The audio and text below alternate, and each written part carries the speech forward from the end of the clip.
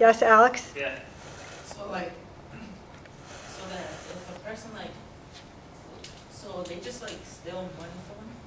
Yeah. Or like, Basically. I mean, is there a way to like, if they were to be skeptical, is there kind of like the police find them easily and stuff like that? I don't know. Is there like a way to prevent it? Having worked with law enforcement on more serious things than fake Michael Kors bags, what you do is you go look up and see who owns RS Space, who owns Heads That Show. You start looking at, because I will bet if I looked, you go to rspace.com, this probably has a whole, like emergency TV here, it probably has a whole list of other places that have been hacked. So you probably have like 50 other people who have been hacked, and you start looking at all those sites, and you look at this, where it's pulling it off of, and you start figuring out who owns this, who owns this. Eventually you have to get a website that the criminals actually control, like fully, because at some point you have to follow the money, and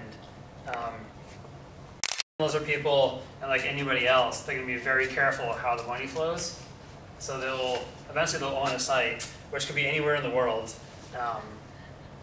And the idea is that, you create a funnel. So all these people go to these hacked websites, you send out millions of emails, get people to come to these hacked websites, like Emerge, and then you funnel it down to your actual website where they put in their credit card information or something to buy, Bitcoins, credit card, whatever.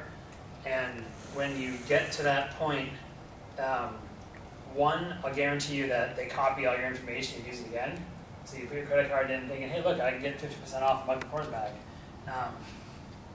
And you're like, cool, I'm going to get one for my girlfriend, one for my mother, one for my... Why not? They're 50% off, right? Meanwhile, they cloned your credit card.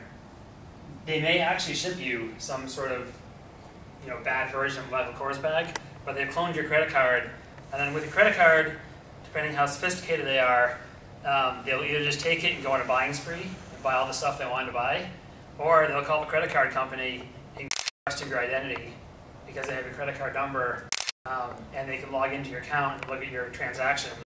So if your credit card company says, hey, like, what were your last 3 transactions, they can log into your account and read it off, and from there start getting the rest of your information so they can just clone you. Your social security number and get your address and get your mother's maiden name, and everything else you need to authenticate with your bank. So the answer is yes, the police can figure out who is doing it. Yep. And they have lots and lots of different techniques for doing that.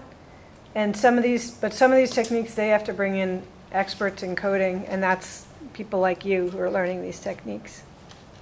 So here's another thing that was interesting.